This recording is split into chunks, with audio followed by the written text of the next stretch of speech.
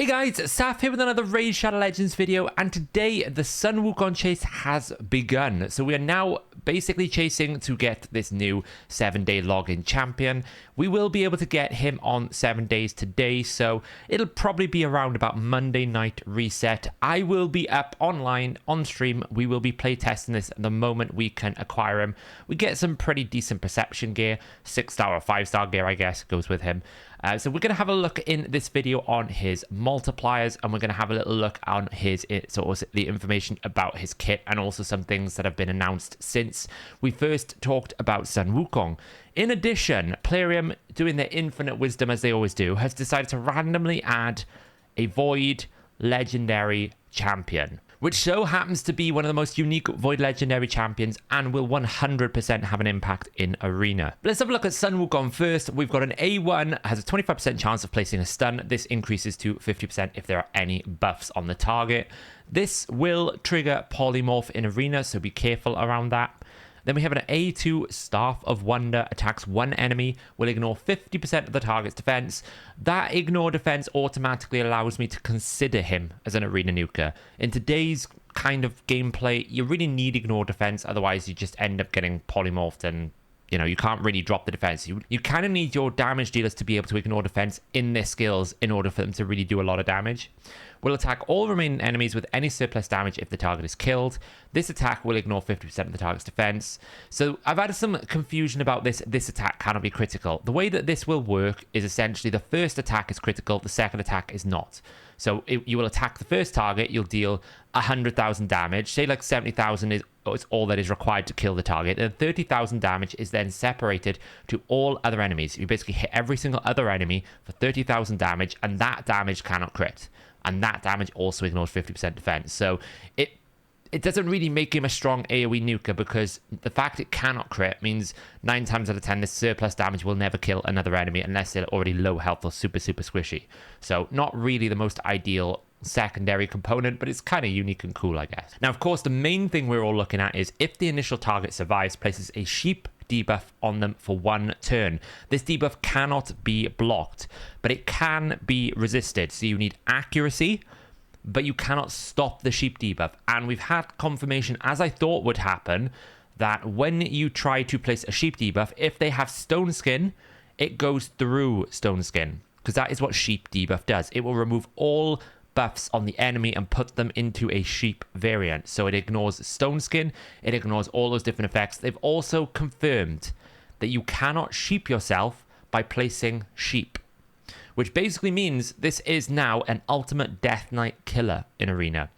This is a stall tactic killer, because all you have to do is just find the enemy that you do not want to actually be participating in the fight, and you put them into sheep, whether that be a Duchess, an Ultimate Death Knight, a Siphi, a Taras, a Marichka, a Rotus, all these really strong champions. You could just go and sheep it. It doesn't require books to work. All you need is an accuracy check. It's on a 3-turn cooldown as well, so I have some very interesting ways that I'm going to be approaching to build him. But just to confirm, you can sheep a stone skin target. You don't get sheeped by placing sheep, and it needs accuracy, but it cannot be stopped in any other way. So block debuffs, immunity will not work. It's a big game changer for the arena meta. This is, for once, a big deal. Now, I do want to make a note and kind of say, to me, this is what polymorph debuff should be. It's a targeted, cooldownable, single individual instance of sheep. The problem with polymorph as a blessing is it's a RNG fest where 9 times out of 10 it'll probably activate when you don't want it to activate, and there's no cooldown, and it can just be on any champion. It doesn't require any gear, right? It's a almost slap it on and let it do its job, where this type of stuff is what polymorph would be good. It's a strong ability, but it's not going to be so strong that you can't counter it, whereas polymorph is literally just don't bring debuffs, and that is not a counter. That's almost like a, well, we can't do anything about it, so we'll just move on. It's a given up kind of mentality. That is what you have to do, because it's so easy to activate polymorph in the arena. Any sort of debuff, any sort of remove buff, any sort of steal buff, any instance of actually doing anything with a debuff will often trigger polymorph.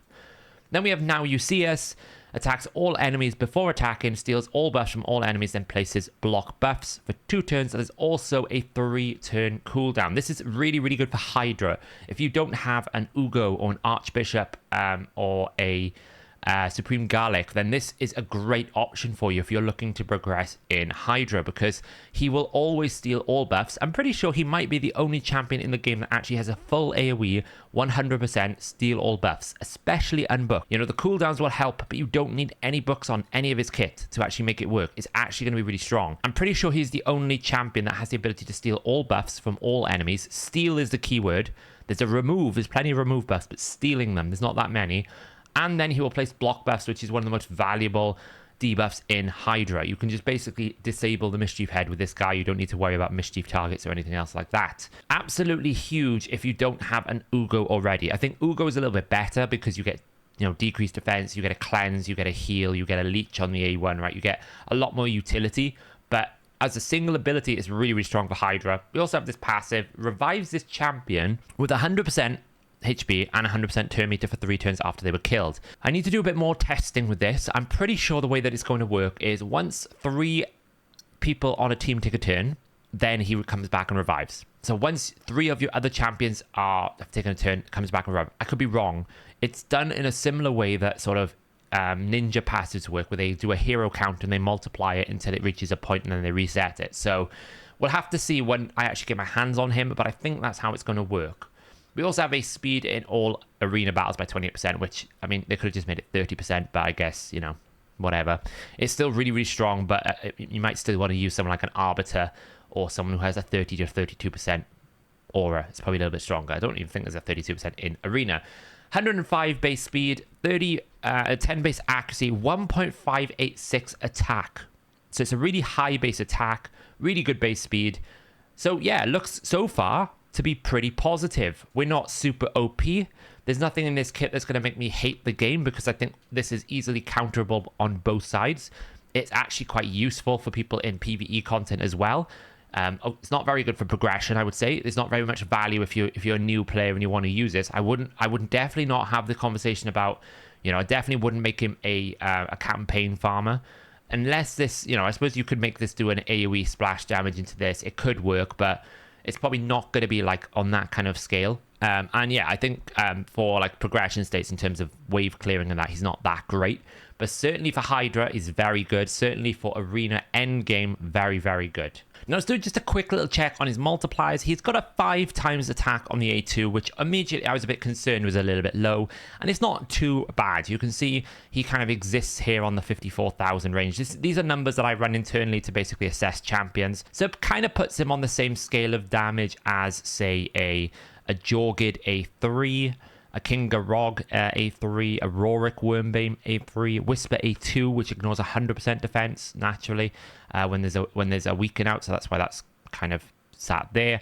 We've also got like Durandal damage, Soul Bond, so you know, pretty strong as a single target. These are like the best single target champions in the game. So Rotus A3, for example, is sitting on around about 67,850. Taras is sitting on around about 66,924. So you don't want to look at the numbers per se, but you want to look at the gaps, right? So if we're looking at Taras's A2, that's basically a 62,370 here. So as a comparison of the A2s, Taras is going to do 62,000. He's going to do 54,000. That is with increased attack on him, and it's scaled linearly with builds, obviously, so it's basically a good analysis. So he is not as strong as Taras, but it's a pretty good hit. It should hit quite hard. So is he viable as a single target nuker? Potentially. This gives me confidence that potentially he can go in and do a number. Now on an AoE perspective, he can't do a number. AoE wise, he is right down on the bottom. We've rated him as godlike, but he is literally just about godlike. He is on the cusp of not being godlike. He is on the same scale as someone like a Fu-Shan. He is on the same scale as someone like a Danag Skullweep. Jetney the Giant. He's actually exactly tied for Jetney the Giant. In terms of AoE damage potential, he's not an AoE nuker. He will do you well in things like early to mid-game arena, if the affinity works well for you, because obviously Spirit is not a great affinity for starter accounts because there's a lot of starter magic champions, but it will obviously do well into things like Ultimate Death Knight, who is Force, Deliana, who is Force, so it's kind of like swings and roundabouts. But he is just not a very strong damage dealer, so from an AoE perspective. But definitely from a single target, he looks pretty good.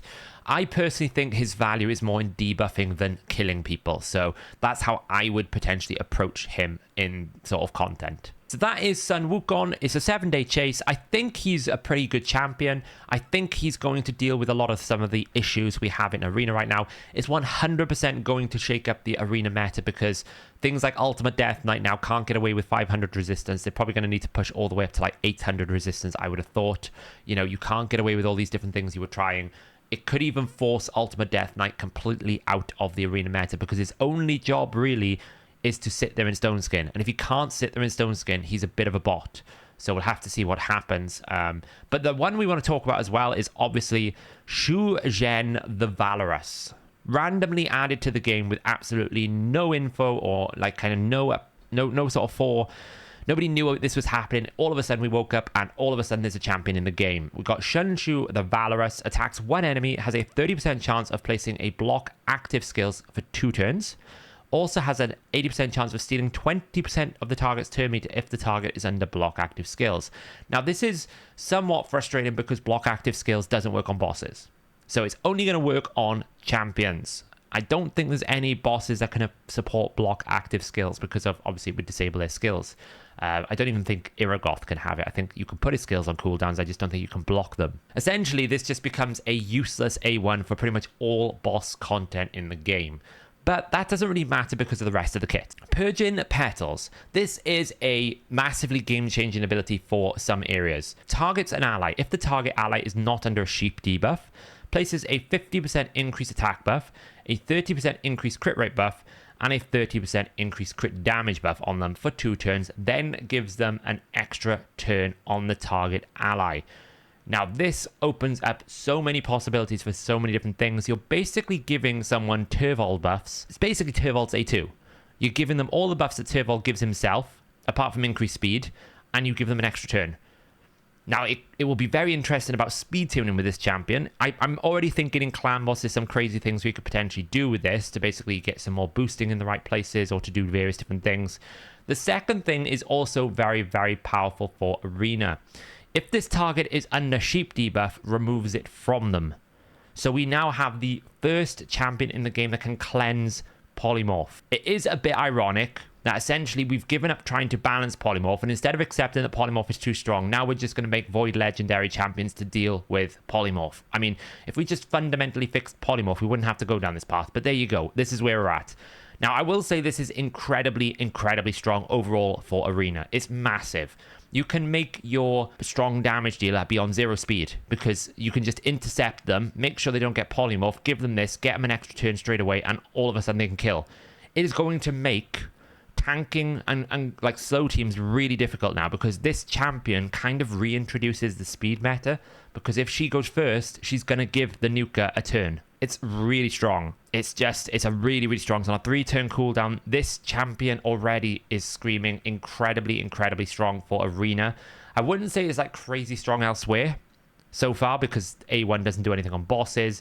This A2, the sheep element is rather irrelevant. The extra turn is nice, so if you can speed turn into a different way, it could be quite strong. It could have a lot of value, but it's one of those things that it'll depend on the champion that you're placing it on. It's also a targets an ally. So from an auto perspective, is it only going to do the leader? How is it going to pick its target? There's lots of different questions, and we pretty much only run PvE content in auto. So that will be a bit of a question as well. Then we get the Charge of the Valorous. When you think this skill is, this champion is already OP, fills the turn meters of all allies by 20% and gives them a 30% speed buff. Also has a 100% chance of decreasing the turn meters of all enemies by 20% and places a decrease speed for 2 turns. This is really strong as a carry champion. This is going to be great in pretty much all aspects of the game. So when you're in Arena, you can choose, do you want to make one of your champions take a turn, or do you want to just give everyone a speed boost? The only thing I would say is she can get polymorphed from this A3. So if you build accuracy on it, which when you look at a passive, you might not have a choice, could be a problem. So you might want to prioritize the A2 rather than the A3. But for non-PvP content, this is really strong. Hydra, increase speed and decrease speed on one ability on a 4-turn cooldown. The 4-turn is a bit of a punish. It means that a lot of different things in like clan boss will be a lot difficult because 3 turns is normally required in clan boss to really make a lot of power out of it. So this kind of is a bit awkward. Things like bosses, this is really good for bosses because most bosses can receive decreased speed. You can't necessarily always decrease the turn meter of the bosses, and some of them you don't want to. Like Griffin, this would be pretty bad. Agreth, this would be pretty frustrating. But for some bosses, actually having a decreased speed is pretty good. But definitely Hydra, this is really, really strong. Probably a lot of like wave content. It's going to be a great wave carry. So yeah, great ability there as well. And then we've got this Sovereign Sight passive. Increases this champion's accuracy equal to the amount of speed they have. So you're looking at, on a high-end build, somewhere between 350 to 400 accuracy on top of 600 accuracy. It's a bit like Mithrala. This is why I said you might not have a choice with the accuracy component of this A3. You might end up getting sheeped without wanting to because you can't not have accuracy because of the passive. So we also have a 30% ally speed in Arena, as you can imagine. So yeah, absolutely like another bonkers strong champion. It's a void legendary, so you know you might have to wait 2 billion years to actually get your hands on the champion. But if you get lucky, then this again, these 2 champions are going to change the arena meta, and people are going to be chasing this Shu-Zhen the Valorous for their arena teams if they care about sort of high-end gold live arena, if that's a thing, and tag team and all that kind of stuff. If you care about arena, this probably becomes one of your most important, valuable champions in the game now. Such is the way that the game works. We can't fix the fundamental problems with it, so we just add a new OP champion that hopefully fixes the problems that we've had in the game. So there you go, guys. 2 new champions. One we're going to get for free. One we probably will never see the light of day. Both of them are going to affect the arena meta. Both of them have some value in PvE as well, in Hydra and other places. Let me know in the comments below, which one are you most excited for? Are you excited for the Sun Wukong?